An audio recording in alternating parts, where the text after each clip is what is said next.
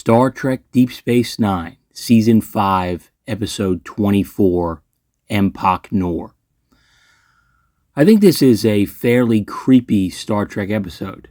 It's almost like a slasher movie at times, so that's why I picked it for the month of October. But is it a good episode? I mean, I don't think it's great. By DS9 standards, I'd say it's really not a great episode, but there's still some fun things worth talking about, and it centers around Chief O'Brien and Garrick, two characters that I love. So it's not all bad. But there's no reason to waste time with any more of an intro. I say we just dive in. The episode opens up in Quark's bar. There are some loud noises that are driving away his customers. Chief O'Brien and Nog are trying to fix a failing component, and it's obviously making a lot of noise. And I weirdly kind of like that. Like, we see people fixing things all the time in Star Trek, but it's usually pretty quiet. But when you have something to fix in the real world, it's usually loud as hell. So I think that's a nice touch. And Nog strolls out, and Quark demands to know when they'll be finished. Nog says they're working on it, but for now, he's going to get 2 root beers. And the way he says it has always kind of made me laugh. Here, see for yourself. Well, hurry up, before I lose all my customers. I need to get something. What? 2 root beers?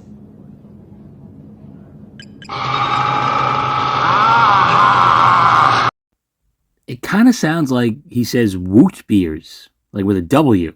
I don't know. Maybe my hearing is off. You be the judge. And Nog heads back to Chief O'Brien. At first, it seems like they've fixed the problem, but their fix fails. Tragic. O'Brien informs Captain Sisko that they need another plasma distribution manifold, and Cardassian manifolds use a beta matrix composite that can't be replicated, which seems kind of inconvenient. And he mentions Empok Nor as a possible source for a replacement. Empok Nor is like an abandoned sister station of Terok Nor, aka Deep Space Nine. So O'Brien wants to go to this abandoned station, collect the manifold, and use it to replace the one on Deep Space Nine. Seems simple enough. Except that the Cardassians typically booby-trap their space stations and their outposts when they leave them. They had the same issue with Deep Space Nine when the Cardassians left. So they decide to bring a Cardassian along. The one Cardassian on the station. Plain, simple Garrick. O'Brien assembles a team, and they meet aboard a runabout. The team consists of 4 crewmen, plus O'Brien, which makes 5, plus Garrick and Nog, which makes 7. And the crew consists of a nerdy human engineer named Pachetti, a timid Bolian engineer named Bakhta, and 2 security officers named Stoltzov and Amaro. And Garrick comes aboard the runabout, and he's kind of perturbed about the whole thing. He doesn't like that people trust him so much these days. He finds it unnerving. He says the next thing you know, people will be inviting him to dinner. And O'Brien says, "Don't worry, Garrick, I'll never invite you to dinner." And Garrick says, "I feel better already." I just love Garrick. I love that he wants to be seen as this nefarious guy, and he is at times, especially in this episode, but we'll get to that when we get to that. And Nog shows up last, looking like he thinks he's Rambo, and spoiler alert, he is not. And they embark on their journey. To pass the time, Garrick plays a Cardassian board game called Kotra with Nog. It seems kind of like chess, maybe mixed with a bit of Risk. I don't know. Either way, Garrick is winning, and he tells Nog that he has to attack. Kotra is about bold strategy and decisive action, but Nog, in somewhat typical Ferengi fashion, is more concerned with protecting his assets rather than going on the offensive. It's pretty clear Garrick is getting bored with Nog, and he says he'd like to play Chief O'Brien next. He says he loved to play against the hero of Setlik 3. The man who helped take out an entire regiment of Cardassian soldiers. And he seems to say it in kind of a condescending way, like he's trying to get under O'Brien's skin. and I'm not exactly sure why. I mean, I don't think he's holding a grudge. It's not as though Garrick hasn't killed his fair share of Cardassians himself. Unless maybe he knew someone personally who was at Setlik 3. Who knows? That's the great thing about Garrick. There's so much that we don't know about him, and that's the way he likes it. And O'Brien declines Garrick's offer. He says he's an engineer, not a soldier. Garrick says, then why do you and Dr. Bashir spend hours on the holosuite reliving ancient battles? O'Brien says it's for fun.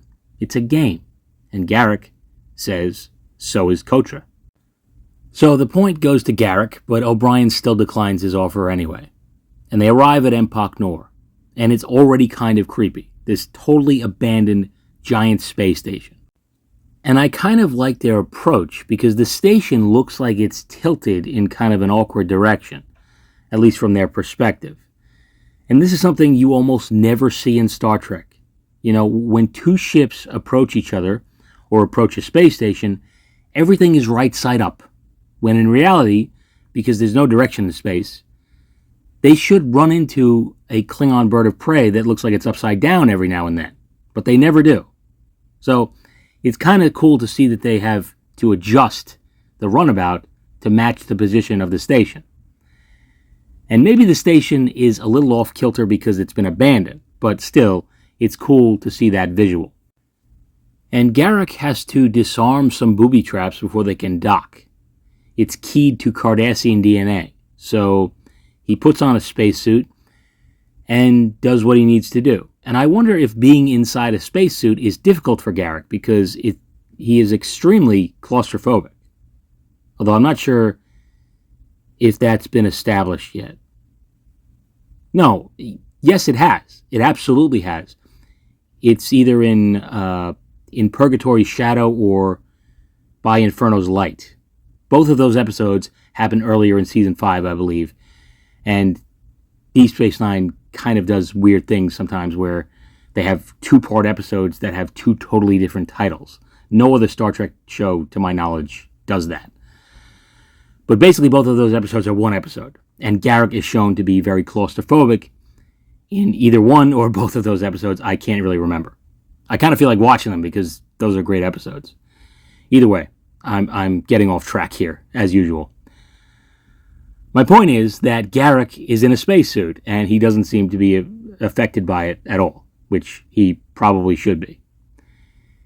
He doesn't just have a mild case of claustrophobia. He's seriously claustrophobic. In any case, he succeeds in disarming the booby trap, and he powers up the station and the runabout docks. We see that elsewhere on the station, there are two Cardassians in some kind of cryogenic stasis, and they just woke up. So that's going to be a problem. And after everyone is on board, O'Brien assigns them their duties and tells them to break into 3 teams. Garrick heads off exploring with Botak, and Garrick puts a hand on a railing of some kind, and a liquid substance gets on his hand. Botak analyzes it and says that it's a biogenic compound, but his analysis doesn't seem to go any further than that. Then they discover a stasis tube with a dead Cardassian inside. He's apparently been dead for about a year or so. And this imagery kind of reminds me of an old Twilight Zone episode called the Rip Van Winkle Caper, where a couple of criminals put themselves in stasis for a century in order to avoid the authorities. And one of them doesn't make it, much like this Cardassian. And there's 2 other stasis tubes that are empty, and they've recently been opened. So it appears they have a couple of Cardassian soldiers running around on this station. Not good.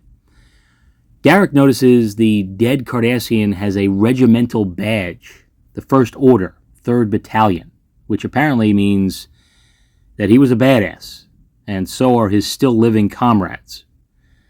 Garrick calls O'Brien to the infirmary to show him what he's discovered. And while they head there, Nog makes his way back to the runabout to get something, only to see it detached from the docking port, and it suddenly explodes. Tragic. It's pretty clear who did it. Garrick says the former occupants of the chamber are up and about, and their motto was death to all, which, That's a little extreme, don't you think? All? Death to all. What, like even your commanding officers? Your families? I guess these guys are just that hardcore. And it seems like these Cardassians were left behind to guard the station, which is nuts. I mean, they didn't do that with Deep Space Nine. So why did they leave behind soldiers here? That is a question that is asked a couple of times in this episode, and I don't think they ever answer it. And when the Cardassians abandoned the station, they ripped out the subspace transceiver when they left, which is also crazy. So they left these 3 Cardassians here to guard a derelict station and gave them no way to call for help and no way to get off the station. No way to do anything other than kill whoever comes aboard and then just starve to death, I guess. I don't get it. It seems like a very strange strategy, but it is the Cardassian Union, so who knows? And they decide that they can get a signal out to Deep Space Nine if they modify the deflector grid to emit a covariant pulse. There's a lot of technobabble in this fucking episode. I don't know what to say. It's just, that's what they need to do, so they're going to go do that. And in order for this plan to work, they need to boost power to the induction grid so the signal will have enough strength to reach Deep Space Nine. So they have like a 2-part plan. So once again, they have to split up into teams, and they set out on their various tasks, and they agree to use their communicators as little as possible to avoid giving away their positions. And Garrick speculates as to why these soldiers are here, guarding an abandoned station for no real reason. He says even the 3rd Battalion isn't that fanatical. And it's very weird that he poses the question, but it's never really answered. Is there a future moment in the show where this is addressed? If there is, I have no recollection of it. Elsewhere, Pachetti and Stolsov are working together, and for some reason, Stolsov is pointing a phaser rifle right at Pachetti. Why? I wish I knew. She eventually leaves his side for some reason, and Pachetti gets attacked by one of the Cardassian soldiers. The dude jumps through some kind of a wall, like the fucking Cardassian Kool-Aid man, and pulls Pachetti inside. Stolsov, who was for some reason standing on a platform above him, hears the commotion, calls out to him, but she gets surprised by the other Cardassian, and he throws her off the platform to her death. But not before sending a brief message to O'Brien. So they all run to their location, and they find Stolsov and Pachetti dead. These Cardassian Rambos are not playing around. And O'Brien orders Botok and Amaro to auxiliary control to reconfigure the pulse generator, whatever the fuck that means. So they're splitting up again, which seems like a really bad idea.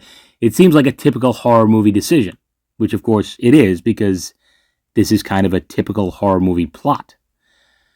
I mean, there is no way that these Cardassian soldiers are just going to let them send a signal to Deep Space Nine. It's not going to happen. So I would think that their focus should be sticking together and finding a way to neutralize them.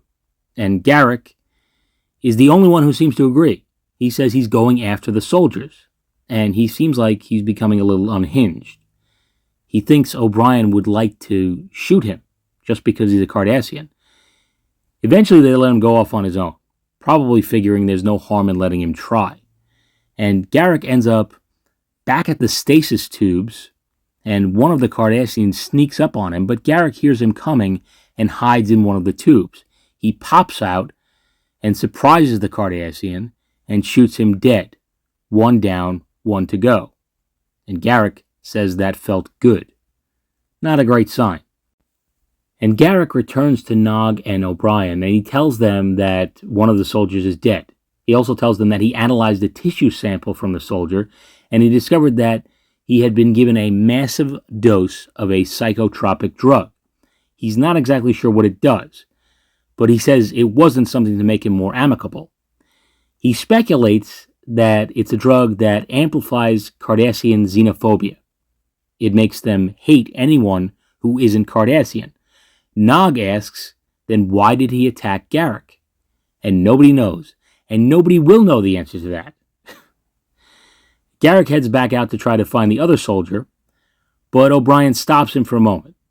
He says, he looks different. That's not the face of a tailor. And Garrick says, I'm not a tailor, at least not today. And elsewhere, Amaro is talking to Botok, and he talks about how he hopes Garrick doesn't get the last Cardassian soldier because he'd like to be the one to get him. He says that he and Stolzov were friends. Botok is working on something, and he asks Amaro to hand him a coil spanner. And when he's distracted, looking for it, the remaining Cardassian soldier sneaks up and kills Botok kind of brutally by just stepping on his neck until it snaps. And he's about to kill Amaro, but Garrick shows up, and he gets the drop on the soldier, and he shoots him. He dies. And by this point, Garrick is acting very strangely. Amaro is grateful to Garrick for saving his life, but Garrick slowly approaches Amaro. Amaro explains that he was distracted looking for a coil spanner, and Garrick says this. It's a shame. And the worst part of it is, this isn't a coil spanner. It's a flux coupler. So, Garrick has officially lost it. Amaro isn't dead yet, but Garrick has given him a mortal wound. And it kind of seems like he allowed the Cardassian soldier to kill Botok too, just so he'd be distracted enough so that Garrick could sneak up and kill him. Because Garrick was lurking around in the station this whole time, so it's kind of like he had the chance to save Botok, but he just chose not to. It's pretty clear that the psychotropic drug that they found in the Cardassian system was also what got on Garrick's hand, and that's what's making him a little nuts. And O'Brien and Nog get no response from Amaro or Botok, so they head to their location and find Botok's body, and Amaro sitting next to it, still alive, but barely. He tells O'Brien that Garrick stabbed him, and then he dies. Tragic. O'Brien quickly realizes that it must have been the psychotropic drugs affecting Garrick. He probably should have noticed it before, because Garrick had been acting strange for a while now. Either way, the hunt is on. O'Brien tells Nog that they're going to go after Garrick and even kill him if he gives them no other choice. Garrick finds a Kotra board in the captain's office, or I guess in this case, the Gull's office. He talks to O'Brien over the comms and tells him that Kotra is the perfect metaphor for their situation. O'Brien and Nog head to Ops, and unfortunately Garrick gets the drop on them both. He locks O'Brien in the office, and he kidnaps Nog, and he tells O'Brien that he's trying to bring the soldier out in him. He wants a challenge. He tells O'Brien that he wants to meet on the promenade with no weapons. O'Brien, after getting out of the office, which was easy because he's a brilliant engineer, makes his approach, and Garrick has decided to do some redecorating. He has hung all the dead people up, so that's nice. I don't think it qualifies as decorations, but I appreciate the effort. And O'Brien confronts Garrick, and since they're not stupid, neither of them show up unarmed, despite the agreed-upon no-weapons stipulation. But Garrick tells O'Brien to put down his weapon. O'Brien tells Garrick the same. And they do so, slowly. O'Brien drops his phaser and his sidearm, and then they begin to fight. And in the past, O'Brien has shown himself to be a pretty capable brawler, but Garrick worked for the Obsidian Order. He's a trained spy and assassin, although it's probably been a while since he had to call on those skills. But you know he means business because he hit that Guinan pose, and that's not to be trifled with. They start trading punches, and it's pretty clear that O'Brien is not going to win this hand-to-hand contest with Garrick. Garrick seems to have the upper hand, and he says, maybe you're right. Maybe you're not a soldier anymore. And O'Brien does this. Maybe it's true. Maybe you're not a soldier anymore. You're right. I'm an engineer.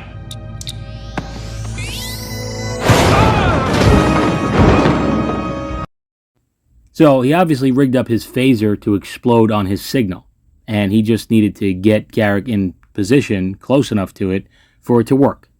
And Garrick is hurt badly, but he's not dead.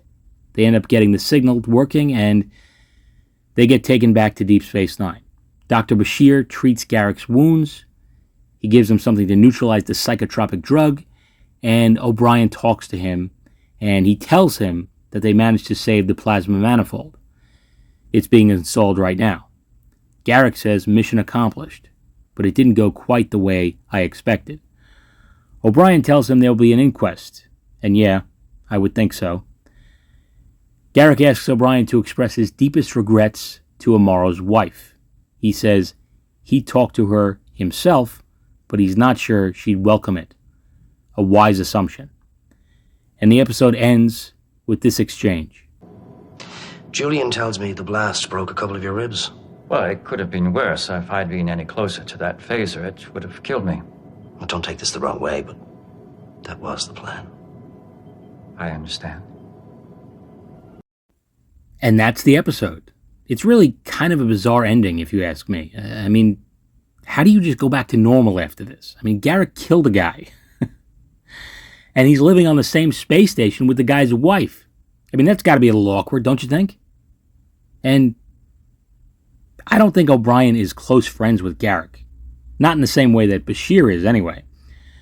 But it's got to be weird hanging around a guy who tried to kill you. But he was under the influence of a powerful drug, so I don't think it's fair to hold him responsible. And obviously he wasn't, because he didn't end up in jail or anything. But it's still awkward. They mention Amaro's wife, and I think it would have been kind of interesting to see her as a full character, maybe somewhere down the line interacting with Garrick. You know, maybe she's also in Starfleet like her husband, and she and Garrick could have been placed in a situation where they would have had to work together, and there would obviously be a lot of animosity there. I don't know. I think there's a lot they could have done with that thread. But they just kind of hit the reset button at the end of it, and a lot of it isn't explained.